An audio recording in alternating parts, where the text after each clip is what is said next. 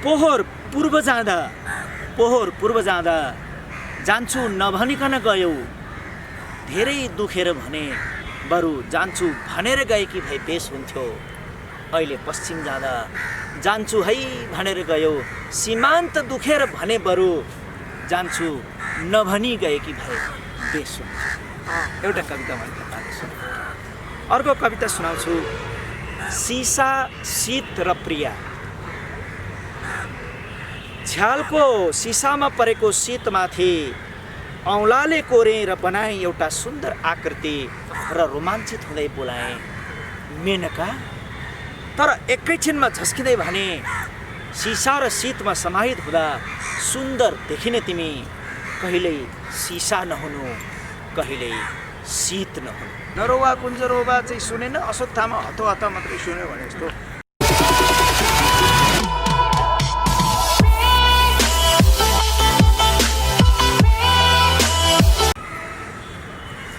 नमस्ते, म रविन्द्र ढुङ्गेल।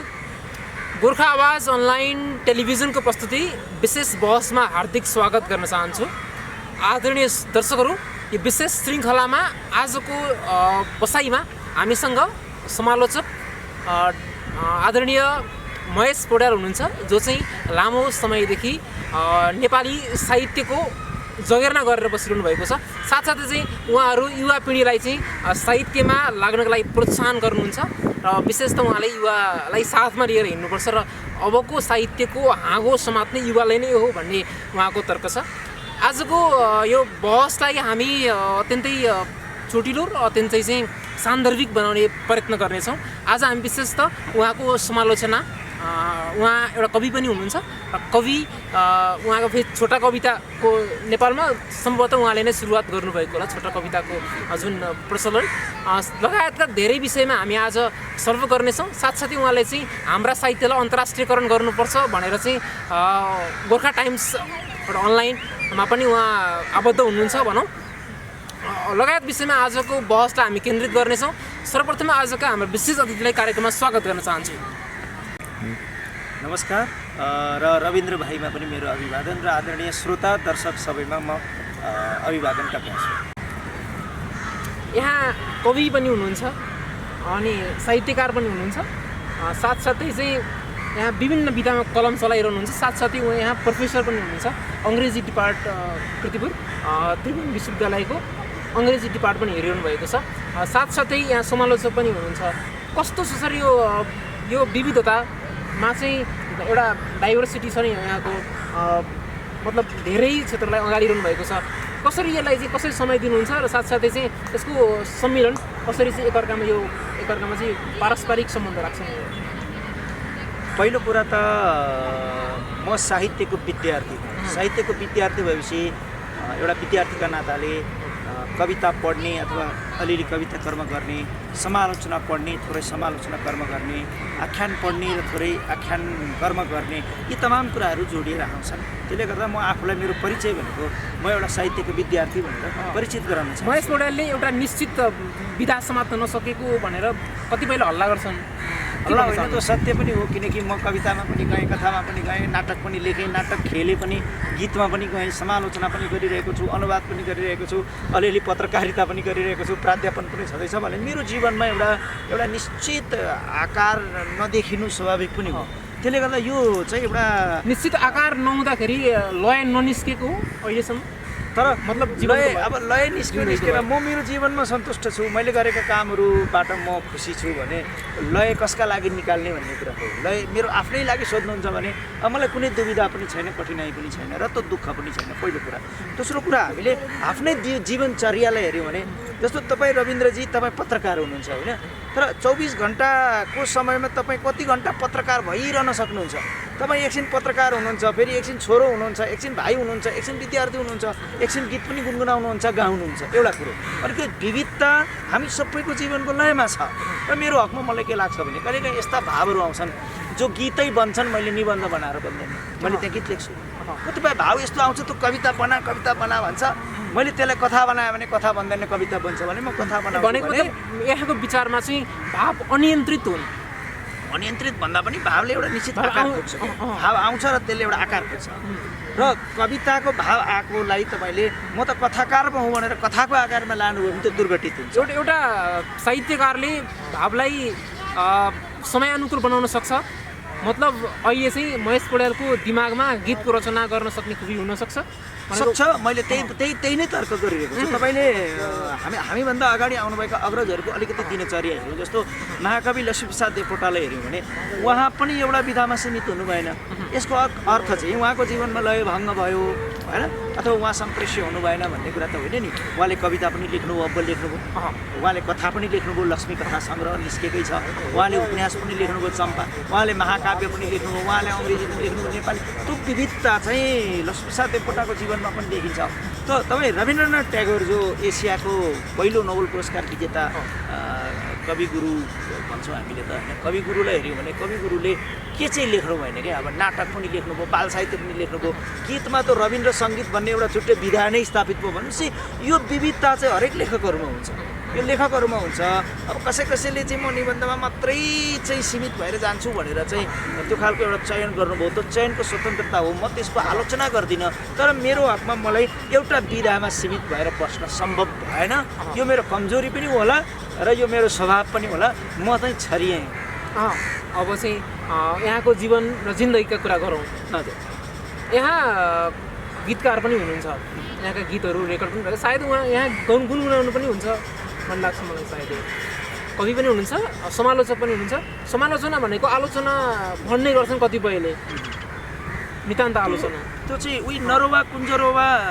भने जस्तो हो नरोवा कुञ्जरोवा चाहिँ सुनेन अश्वत्थामा हतो हत मात्रै सुन्यो भने जस्तो समालोचनामा सम भन्ने शब्द पनि छ तर आलोचना मात्रै भएको सुन्ने गर्दछन् कतिपय मान्छेहरू म पूर्वाग्रह ग्रसित मान्छेहरू भन्छु त्यस्ता मान्छेलाई सम भनेको समदृष्टि उस्तै दृष्टिकोणबाट हेर्नु आलोचना भनेको राम्रा कृतिहरूलाई पनि समालोचनाले कमजोर साबित गरेको कतिपय उदाहरण पनि छन् त्यो चाहिँ समालोचक चाहिँ पूर्वाग्रही भयो अथवा उसलाई दृष्टि दोष छ अथवा अल्पदृष्टि छ उसको भने दृष्टिलाई दोष भन्न मिल्छ किनकि म पूर्वाग्रही भएँ होइन त्यसो तपाईँले सुन्दर गीत लेख्नुभयो अब म पूर्वाग्रही भएँ भने मैले दृष्टिलाई फिलोसफीसँग दर्शनसँग जोड्न दृष्टि मैले के अर्थमा भनेको भने दृष्टि प्रज्ञासँग जोडेर भनेको मैले जस्तो कस्तो दृष्टि भने एउटा मान्छे समालोचक हुनुलाई त्यो मान्छेसँग त्यो समालोचनाको तत्त्वगत ज्ञान हुनु जरुरी छ कुन चाहिँ तपाईँले सैद्धान्तिक पृष्ठभूमिबाट समालोचना गर्ने त्यो सिद्धान्तको जानकारी हुनु जरुरी छ र सबभन्दा महत्त्वपूर्ण कुरो मैले बारम्बार भन्ने गरेको छु एउटा समालोचक ससाना तुच्छ लोभहरूबाट मुक्त हुनु जरुरी छ एउटा समालोचक लोभबाट मुक्त छैन भने तपाईँको उसले आरती गरिदिन्छ अथवा ऊ आलोचना गरिदिन्छ ऊ पूर्वाग्रह लिएर बस्दछ होइन त्यसले गर्दा यी चिजबाट मुक्त हुने हो भने समालोचकले गल्ती गर्दैन यी त ससाना लोभहरू राखेको छ भने समालोचनाले पनि गल्ती गर्छ र त्यो समालोचना नभएर त्यो आलोचना हुन्छ अथवा स्तुति हुन्छ आलोचना पनि समस्या हो साहित्यको हकमा स्तुति पनि समस्या हो जिन्दगीमा चाहिँ अब जीवनका र जिन्दगीका कुरा गर्नु सर जीवन र जिन्दगी के लाग्छ महेश पौड्यालको विचारमा जसले चाहिँ अघि अलिकति अनौपचारिक रूपमा पनि यहाँले भन्नुभयो इन्डियामा भनेको भारतमा यहाँको अध्ययन हो र सँगसँगै नेपाल प्रवेश गर्नुभयो नेपालमा अहिले चाहिँ विद्यार्थीहरूसँग बढी घुलमिल हुनुहुन्छ मतलब प्रोफेसर हुनुहुन्छ प्रोफेसर भइरहँदाखेरि जीवन र जिन्दगी काहीँ हराए जस्तो काहीँ नबिडिए जस्तो अथवा चाहिँ कसरी जिन्दगीलाई क्याच गरिरहनु भएको छ जीवनमा जस्तो कहीँ हराए जस्तो केही नभेटे जस्तो भन्ने त्यस्तो हिसाब मलाई लाग्दैन म आफूलाई यस मानेमा मानिस भएपछि मैले कतै जिन्दगी भुलेँ कि भन्ने त्यस्तो केही हुन्छ त्यस्तो मलाई हेक्का छैन किनकि मलाई के थाहा छ भने एउटा जिन्दगीमा अनेक आयाममा मान्छेले महारत प्राप्त गर्न सक्दैन किनकि हाम्रो जीवन भनेको छोटो छ हेरौँ न गर्नलाई सपना त कति छन् आकाङ्क्षा कति छन् नयाँ आकाङ्क्षा नयाँ दिनहरूमा आइरहेछ ती सबै कुराको परिपूर्ति एउटा मान्छेले गर्छु भने प्रमुख गर्न सकिँदैन त्यसैले मान्छेले केही आयामहरू चुन्नुपर्छ जस्तो मैले साहित्य चुनेँ होइन जस्तो साहित्य चुने जस्तो व्यापार पनि हुन सक्थ्यो चित्रकला पनि हुन सक्थ्यो अथवा अरू के हुन सक्थ्यो नि लाइफमा आयाम अथवा खेलकुद हुन सक्थ्यो तर मैले साहित्यलाई चुने र एउटा कुरा के छ भने साहित्य अथवा जेसुकै आयाम होस् एउटा आयाम चुनेर त्यसमा महारत प्राप्त गर्ने कोसिस गर्नु र त्यसलाई अर्थपूर्ण हुन्छ चुन्न पनि सकिन्छ चुनिएको पनि हुनसक्छ किनकि चुनिएको चाहिँ तपाईँ सचेत भइसकेपछि एउटा बाटो अङ्गीकार गर्नुभयो भने तपाईँले चुनेको हो। तपाईँसँग सानैदेखि नैसर्गिक रूपले आयो भने चुनिएको हुन्छ। त्यो दुइटै कुरा होला।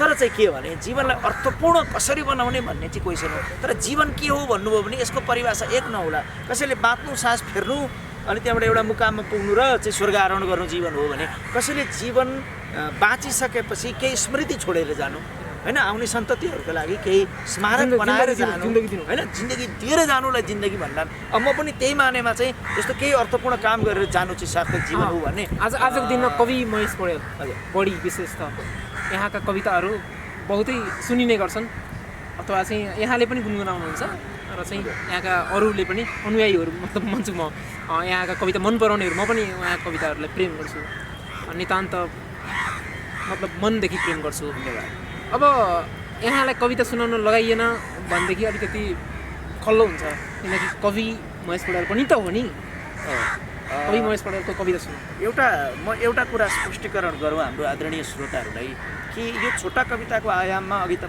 तपाईँले नै सुरु गरेको हो कि भन्ने खालको आशय व्यक्त गर्नुभयो।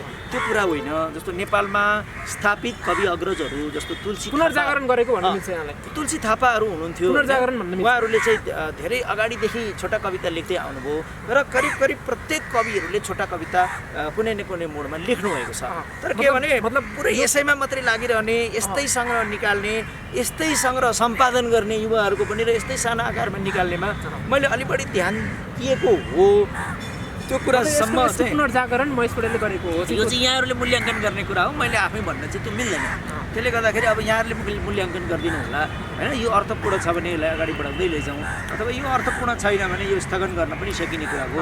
तर म के मानेमा चाहिँ विश्वस्त र खुसी पनि छु भने अहिले मसँग चाहिँ यी छोटा आकारका कविता लेख्ने थुप्रै युवाहरू जोडिएका छन्, होइन। जस्तो मैले मेरो शून्य प्रहरको साक्षी आइसकेपछि उज्यालोका मालीहरू भनेर तपाईँहरू जस्तो युवाहरूको कविता निकालेको मैले सम्पादन गरेर र अहिले पनि म त्यस्ता छोटा कविताहरूको काम गरिरहेको छु। त्यस पछाडि कवि लालगोपाल सुवेदीले जो अमेरिका बस्नुहुन्छ यस्तै छोटा कविताको किताब निकाल्नुभयो, भूमिका मैले लेखेँ। र अहिले मानसाग्नि भन्ने हरिप्रसाद पोखरेल एकजना चिकित्सक गुरु हुनुहुन्छ, उहाँले पनि मलाई भर्खरै भन्नुभयो अब म छोटा कविता लेख्छु निरन्तर र छोटा कविताको सङ्ग्रह गर्छु भनेपछि यो प्रभाव त बढिरहेको देखिन्छ। अब म केही कविताहरू तपाईँहरूलाई सुनाउँछु जो मलाई मुखाग्र छ, कण्ठस्थ छ। थुप्रै कविता छन्, धेरै कविता मलाई आफै मुखाग्र हुँदैन, केही मलाई मुखाग्र भएका कविताहरू तपाईँलाई सुनाउँछु। एक रस कविताको शीर्षक हो एक रस। पोहोर पूर्व जाँदा जान्छु नभनिकन गयौ, धेरै दुखेर भने बरु जान्छु भनेर गएकी भए बेस हुन्थ्यो। अहिले पश्चिम जाँदा जान्छु है भनेर गयौ, सीमान्त दुखेर भने बरु जान्छु नभनी गएकी भए बेस हुन्थ्यो। एउटा कविता मैले तपाईँलाई सुनाउँछु। अर्को कविता सुनाउँछु। सिसा शीत र प्रिया। झ्यालको सिसामा परेको शीतमाथि औँलाले कोरेँ र बनाएँ एउटा सुन्दर आकृति र रोमाञ्चित हुँदै बोलाएँ मेनका। तर एकैछिनमा झस्किँदै भने सिसा र शीतमा समाहित हुँदा सुन्दर देखिने तिमी कहिल्यै सिसा नहुनु, कहिल्यै शीत नहुनु। सिसा शीत र प्रिया शीर्षकको कविता सुनाएँ। अब एउटा आकाश शीर्षकको कविता सुनाउँछु।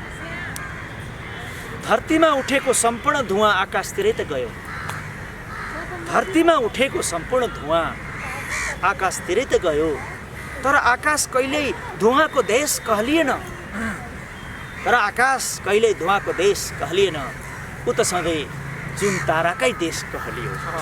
यो आकाश शीर्षकको कविता छ। यहाँका कतिपय कविताहरू प्रेमिल पनि हुने गर्छन्। यहाँले दुईवटा कविता प्रेमिल कविता सुनाउनु भयो। सामान्य सरल भाषाको प्रयोग गर्ने यहाँको साहित्यिक विशेषता भनौँ। मैले त पत्र पत्रिकामा वकालत नै गरिरहेको छु, होइन। भर्खर पनि पब्लिक नामा भन्ने अनलाइन पोर्टलमा मेरो एउटा आर्टिकल छापियो जसमा तर्कै के गरेको छु भने अहिलेको कविताको भाषा आम मान्छेको भाषा हुनु जरुरी छ। आम मान्छे, किनकि अहिले क्लिष्ट हुनु हुँदैन, किनकि अहिले भनेको आम जनसरकार भाषा कविता होइन, पृष्ठ भाषा पनि कविता हो, तर त्यो एउटा युग थियो।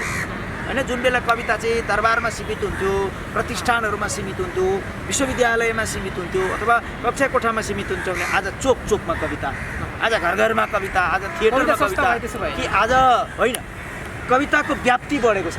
सस्ता भए म भन्दिनँ, सस्तो कविले बनायो भने सस्तो हुने हो। मतलब कविता सस्तो भए जस्तो यहाँलाई आवाज हुन्छ कि हुँदैन? कतिपयले गरेका छन् होइन, त्यो गल्ती मैले पनि गरेको होला। जहाँ पनि कविता सुनाइदिने, जसलाई पनि कविता सुनाइदिने, जे पनि कविता हो भनेर गरिदिने, हामीले गल्ती गरेका छौँ। त्यो अर्थमा त्यो कविता सस्तो बनाउनेमा हामी पनि दोषी छौँ, तर त्यो दोष स्वीकार गर्नु जरुरी छ र सस्तो बनाउनु हुँदैन। कविता त एउटा के भने मान्छेको जीवन परिवर्तन गर्न सक्ने पनि विधा हो। क्रान्तिलाई चाहिँ आगो दिने, परिवर्तनलाई चाहिँ भनौँ न त्यो सम्वाहन गर्न सक्ने एउटा विधा पनि कविता हो। सस्तो बनाउनु हुँदैन, तर हामी कसैले सस्तो बनाएका छौँ भने हामीले आत्मआलोचना गर्नु जरुरी छ। यहाँ चाहिँ अघि यहाँले भन्नुभयो म पार्टीतिर पनि लागेँ, मतलब राजनीतिक पार्टीसँग पनि कुनै समयमा आबद्ध भएर नेता बनेर हिँडेँ भनेर यहाँले अनौपचारिक रूपमा? त्यो होइन। म भारतमा पढेको र भारतमा चाहिँ नेपाली विद्यार्थीहरू धेरै पढ्छन् हेर्नुहोस्। अनि म मणिपुरमा पढ्दाखेरि नेपाली विद्यार्थीहरूको एउटा सङ्गठन अखिल मणिपुर गोर्खा विद्यार्थी सङ्गठन, जो म विद्यार्थी कलेजको भएर जाँदा त्योभन्दा पनि दशकौँ अगाडि स्थापना भएको सङ्गठनको पछि म महासचिव हुन पुगेर मैले 4 वर्ष करिब 4 वर्ष 2 वर्ष महासचिव भएर र 2 वर्ष अन्य भूमिकाहरूमा 4 वर्ष चाहिँ मैले त्यो विद्यार्थी राजनीति त्यस अर्थमा कुनै पोलिटिकल पार्टीसँग त एफिलिएटेड छैन, तर भारतमा पढ्ने नेपाली विशेष गरी मणिपुरमा पढ्ने नेपाली विद्यार्थीहरूको हक हितको लागि र नेपाली पाठ्यक्रमहरूको विकास भिजन भनिदिनुहोस् न। महेश पौड्यालको राजनीतिक मात्रै होइन कि साहित्यिक भिजन पनि भनिदिनुहोस्, पत्रकारिताको भिजन पनि भनिदिनुहोस् र प्रोफेसरको भिजन पनि भनिदिनुहोस्, तिनवटा भिजन भनिदिनुहोस् दृष्टिकोण। यो जटिल प्रश्न छ। प्राध्यापनमा पनि म भर्खरै उपप्राध्यापक छु होइन, मलाई सहप्राध्यापक बन्न छ, त्यस पछाडि एउटा प्राध्यापक बन्न छ। तर मलाई के लाग्छ भने म नेपाली भाषा पनि सिकिरहेको, अङ्ग्रेजी भाषा पनि सँगसँगै सिकिरहेको एउटा विद्यार्थी भएको हुनाले, कमसेकम यी दुवै भाषाप्रति मेरो प्रेम भएको हुनाले मेरो उपस्थितिले, म जस्तो अङ्ग्रेजी विभागमा छु भने मेरो माध्यमबाट अङ्ग्रेजी पढ्न आएका विद्यार्थीले नेपाली साहित्यप्रति पनि अभिरुचि उनीहरूले विकास गरून्। त्यसले गर्दाखेरि त्यसले नेपाली अङ्ग्रेजी दुवैतिर अभिरुचि भयो भने उनीहरूले विश्वमा अङ्ग्रेजी भाषामा लेखिएको उत्कृष्ट कुराहरू नेपालमा ल्याउन सक्छन्, नेपाली युवाहरूलाई बाँड्न सक्छन्, नेपाली स्रष्टाहरूको बिचमा बाँड्न सक्छन्। दोस्रो कुरा, हाम्रा कुराहरू उनीहरूले अङ्ग्रेजी भाषामा अनुवाद गरेर विश्व मञ्चहरूमा पुर्याउन सक्छन्। र त्यसले साहित्यकार अथवा प्रोफेसर अथवा पत्रकार भएर मेरो भिजन के भने अबको 10 वर्ष पछाडि अथवा 20 वर्ष पछाडि साहित्यको अथवा कला संस्कृतिको विश्व मञ्चमा नेपाली कला साहित्य र संस्कृति पनि एउटा भव्य देखिने विशाल यथार्थ बनेर खडा होस् भन्ने एउटा भिजन मनमा बोकेको छु र त्यसमा अनवरत हरेक दिन म आफू पनि चिन्तनशील छु र काम गरिरहेको छु। हामी कार्यक्रमको अन्तिम बसाइमा आइपुगेका छौँ। यहाँको समयका लागि हामी विशेष धन्यवाद। धेरै धन्यवाद। मेरा कुराहरू सम्प्रेषण भए र श्रोताहरू दर्शकहरू माझ पुगे, तपाईँलाई धेरै धन्यवाद। यी कार्यक्रमको अन्तिम श्रृङ्खलामा अन्तिम बसाइमा आइपुगेका छौँ। आजको बसाइमा हामीले कवि, साहित्यकार, समालोचक एवं प्रोफेसर महेश पौड्यालसँग साहित्यिक अन्तरङ्ग कुराकानी गऱ्यौँ। यो श्रृङ्खलाबाट मलाई पनि बिदा दिनुहोस्। नमस्ते।